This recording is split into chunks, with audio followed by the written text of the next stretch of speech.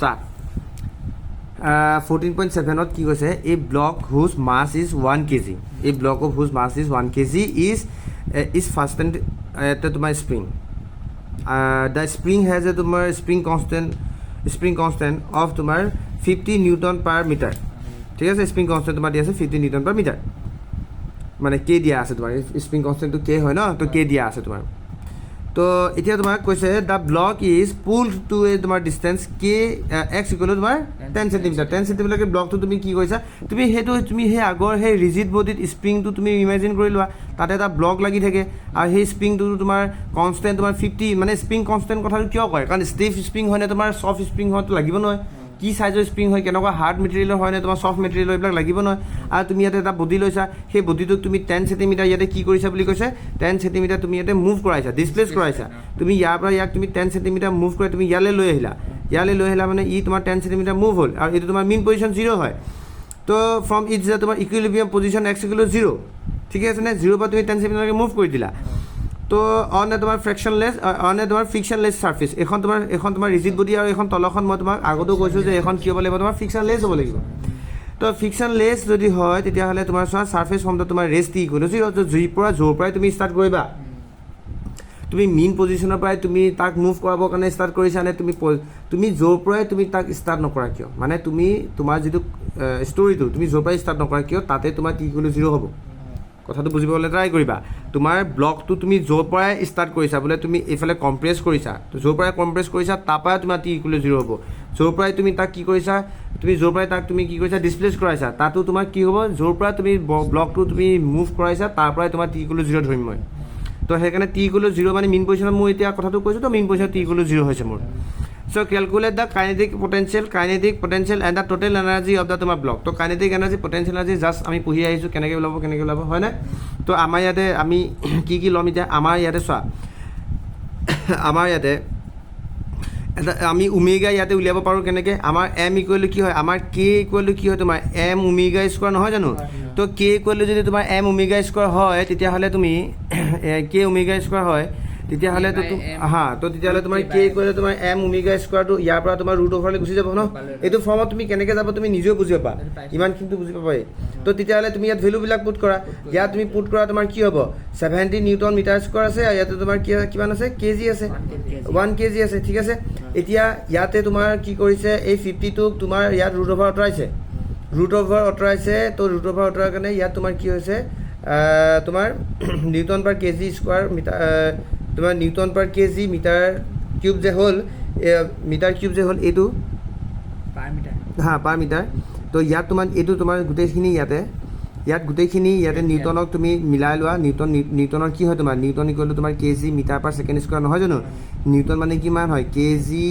metre per second square হয় তো আৰু তলত কোন আছিলে তোমাৰ তলত কেজি আছিলে নে কেজি কেঞ্চেল গ'ল আৰু ওপৰত এটা মিটাৰ ইনভাৰ্চ এটা আছিলে দেখিছা তো মিটাৰ থাকি গ'ল তো থাকিলে কোন ছেকেণ্ড আৰু এই ৰুট অভাৰটো আঁতৰাই দিলোঁ আমাৰ ইয়াৰ যিটো ভেলু হ'ব সেইটো তোমাৰ ৰেডিয়ানত গুচি গ'ল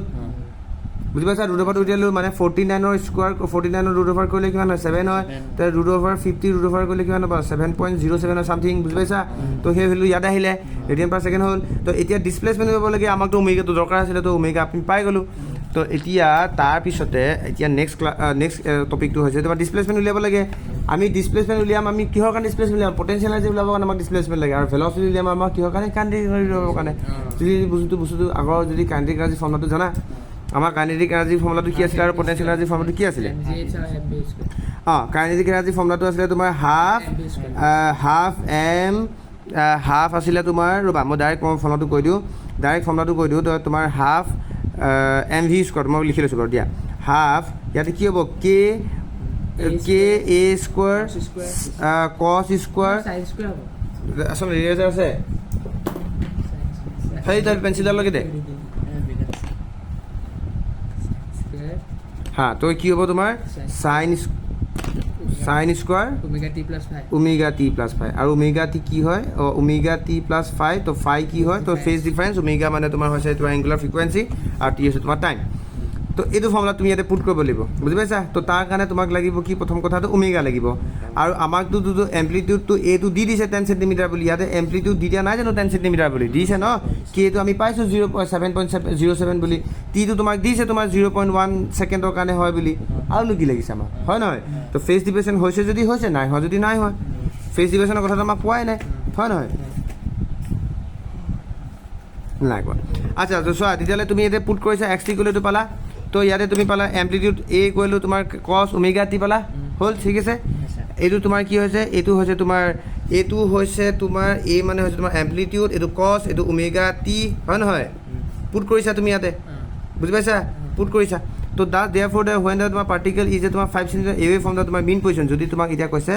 যদি তুমি পাৰ্টিকেলটো 5 সেন্টিমিটাৰ দূৰলৈ লৈ যোৱা বুলি কৈছে calculate the kinetic energy potential energy and তোমাৰ total energy of the block when it is the তোমাৰ 5 সেন্টিমিটাৰ কি কৈছে 5 সেন্টিমিটাৰ ৱে ফ্ৰম দ্য তোমাৰ মেইন পজিশ্যন দেখিছা মেইন পজিশ্যনত তুমি 5 সেন্টিমিটাৰ দূৰত নিছা বুলি কৈছে তো তেতিয়াহ'লে তোমাৰ কি হৈছে তেতিয়াহ'লে therefore when the particle is 5 centimetre away এতিয়া 5 সেন্টিমিটাৰ এৱেত আছে বুলি কৈছে তো 5 সেন্টিমিটাৰ যদি এৱে আছে তেতিয়াহ'লে তোমাৰ ইয়াত তোমাৰ কথাটো শুনা ইয়াত তোমাৰ কি হ'ব ইয়াত তোমাৰ কাইনেটিক তোমাৰ ডিছপ্লেচমেণ্ট এইটো হৈছে ডিছপ্লেচমেণ্ট তোমাৰ এইটো হৈছে কাৰণে তোমাৰ তাতে কিমান হৈছে ই 5 সেন্টিমিটাৰ দূৰলৈ গৈছে যদি মিটাৰ কনভাৰ্ট কৰোঁ তেতিয়াহ'লে সি 0.05 হ'ব নাই পোৱা বুজি মই কি কথাটো ক'ব বিচাৰিছোঁ তোমাৰ ডিছপ্লেচমেণ্ট হৈছে তোমাৰ পাৰ্টিকেলটো 5 সেন্টিমিটাৰ এৱে গুচি গৈছে বুলি কৈছে এৱে আছে বুলি কৈছে তোমাৰ মেইন পজিশ্যনৰ পৰা কিমানটো ডিছপ্লেচমেণ্ট হোৱাৰ পিছত ইমানটো ডিছপ্লেচমেণ্ট হোৱাৰ পিছত বুজি পাইছা অঁ আৰু তোমাৰ এইটো তুমি এই block is pool to the distance of x equal to 10 centimetre from is the ইকুইলিব্ৰিয়াম position সেইটো তুমি পুল কৰিব পাৰা তুমি কিমানলৈকে পুল কৰিব পাৰা 10 সেন্টিমিটাৰলৈকে পুল কৰিব পাৰা কিন্তু তোমাক কেলকুলেট কৰিব দিছে kinetic energy potential energy total কিন্তু কিহত যেতিয়া তোমাৰ 5 সেন্টিমিটাৰ দূৰত থাকে তেতিয়াহে তোমাক উলিয়াব দিছে মানে মেইন পজিশ্যন আৰু এক্সট্ৰিম পজিশ্যনৰ মাজত তোমাৰ পটেনচিয়েল এনাৰ্জি কাইনেটিক এনাৰ্জি ওলাব দিছে বুজি পাইছা তুমি তাক 10 সেন্টিমিটাৰলৈকে তুমি নিব পাৰা বুজি পাইছা কিন্তু তুমি 0 পৰা 10 সেন্টিমিটাৰলৈকে নিব পাৰা কিন্তু তোমাক ওলাব দিছে পটেনচিয়েল এনাৰ্জি কাইনেটিক এনাৰ্জি তোমাৰ ইয়াৰ কাৰণে তো ডিছপ্লেচমেণ্ট কিমান হৈছে ইয়াত ইমান হৈছে তো এক্স জেগাত মই এইটো লিখিম নে লিখিম তেতিয়াহ'লে মই ইয়াৰ পৰা মোৰ ইয়াত কি ওলাব চোৱা মই যদি ইয়াক কছ ফৰ্মত লিখোঁ মই এইটো ঠিকে লিখিছোঁ নে ইয়াত 0.1টো এইফালে গুচি গৈছে তো ইয়াৰ পৰা এটা 0.1 আৰু ইয়াৰ পৰা এটা পইণ্ট তোমাৰ কেঞ্চেল আউট হৈছে তো এইটো 0.5 হৈ গৈছে মানে এইটো 0.1 যে দেখিছা ইয়াতো ইনটু হৈছে এইফালে গ'লে ডিভাইড হ'ব তো এটা 0.5 আমাৰ কি হয় এটা পইণ্ট ইয়াৰ পৰা গুচি যাব মানে তোমাৰ ব্ৰেক হৈ যাব তো এইটো থাকিলে এইটো কি কৰিলোঁ তো এতিয়া চোৱা এইটো মানে কিমান হয় 0.5 মানে কিমান হয় 0.5 মানে কিমান হয় মই ইয়াতে কৰাই দিম যিখিনি কৰাই দিছোঁ মই চব ইয়াতে কৰাই দিছোঁ হা চোৱা কছ তোমাৰ ওমেগা টি মানে তোমাৰ 7.07 হয় নহয় টি হয় ইকুৱেল টু কিমান হয় 0.5 হয় 0.5 মানে কিমান হয় 1/2 হয় 1/2 হয় ন তেতিয়াহ'লে এইটো যদি কছ 7.07 টি ইকুৱেল যদি 1/2 হয় তেতিয়াহ'লে ছাইনৰ এইটো 1/2 মানে কিমান বুজাব পাৰোঁ মই এইটোক মই বুজাব পাৰোঁ কছ কিমান কছ 60 বুজাব পাৰোঁ মই ইয়াক আৰু নে তেতিয়াহ'লে ইয়াক যদি মই কছ 60 বুজাব পাৰোঁ তেতিয়াহ'লে মোৰ কছ 60 ছাইন 60 কেনেকৈ লিখিম মই ছাইন 60 কেনেকৈ লিখিম মই ছাইন 60 লিখিব পাৰিম ৰ'বা ছাইন 60 লিখিব পাৰিম তেতিয়াহ'লে মই ইয়াতে 3/2 পাৰিম নে লিখিব তেতিয়াহ'লে ইয়াতে যদি তুমি দেখিছা যে কছ 7.07 টি ক'লে যদি 0.5 আছে তো ইয়াৰ ভেলুটো কছ হয় মানে 60 ডিগ্ৰী হয় ইয়াৰ ভেলুটো 60 ডিগ্ৰী নহয় তেতিয়াহ'লে ছাইনত যদি লিখিব পাৰিছা 60 ডিগ্ৰী মই 3/2 লিখিব লাগিব ইয়াত যিটো তুমি 0.5 লিখিছা তাত তুমি 3/2 লিখিব লাগিব বিকজ ইয়াৰ ভেলুটো কছ 7.07 টি ক'লে যদি তুমি 0.5 পাইছা ইয়াত তুমি হাফ লিখা মানে কিমান 60 ডিগ্ৰী বুজাব তো ইয়াত যদি 60 ডিগ্ৰী বুজায় ইয়াতো 60 ডিগ্ৰী বুজাবলৈ হ'লে তেতিয়াহ'লে তাত তুমি 3/2 বুজিব লিখিব লাগিব তুমি ইয়াতে 0.5 লিখিছা তুমি ইয়াতে 3/2 লিখিব লাগিব কাৰণ তেতিয়া তোমাৰ 60 বুজাব দুইটা তেতিয়াহ'লে তোমাৰ ইয়াতে ছাইনৰ আৰু কছৰ ভেলুটো ইকুৱেল বুজাব বুজি পাইছা তো 3/2 ভেলুটো কিমান হয় তোমাৰ 0.866 হয় আচ্ছা ঠিক আছে তেতিয়াহ'লে বুজি পাইছা তুমি এইখিনিলৈকে তো নেক্সটটো চোৱা ঘৰত গৈ পেলাই কৰিবা দেই তো চোৱা দেন তোমাৰ ভেলচিটি তো ভেলচিটি কেনেকৈ ওলাইছে তোমাৰ চোৱা ভেলচিটি ওলাবৰ কাৰণে তুমি কি কৰিছা তুমি দেন তোমাৰ velocity of the block at the তোমাৰ ডিছপ্লেচমেণ্ট 5 সেন্টিমিটাৰ ইজ তোমাৰ ভেলচিটি ওলাইছে এনেকৈ নহয় ৰ'বা কথাটো শুনা মোৰ তোমাৰ হয় য়েছ তোমাৰ এইটো হ'ব তোমাৰ তুমি ছাইনৰ ভেলুটো পাই গ'লা তোমাৰ কি হয় ছাইন ওমেগা টি বোলে তোমাৰ 0.866 পালা হয় নহয় 0.866 পালা আৰু তোমাৰ ওমেগা টি মানে কিমান আছিলে তোমাৰ ওমেগা টি মানে ওমেগা নহয় ওমেগা টি মানে কিমান আছিলে তোমাৰ ওমেগা টি মানে তোমাৰ 7.07 নাছিলে জানো 7.07 তো তুমি ভেলচিটি ফৰ্মুলাটো জানা নাজানা ভেলচিটি ফৰ্মুলাটো কি হয় মাইনাছ ওমেগা এ সাইন হা ইয়াত তুমি মাইনাছৰ কথা ক'ব নালাগে কাৰণ আমি মাইনাছটো ডাইৰেকশ্যন বুজাবৰ কাৰণেহে কওঁ তো তোমাৰ ইয়াতে তুমি এটা জাষ্ট কথাটো কৰা ভি গ'লে কিমান হয় তোমাৰ ওমেগা এ চাইন ওমেগা টি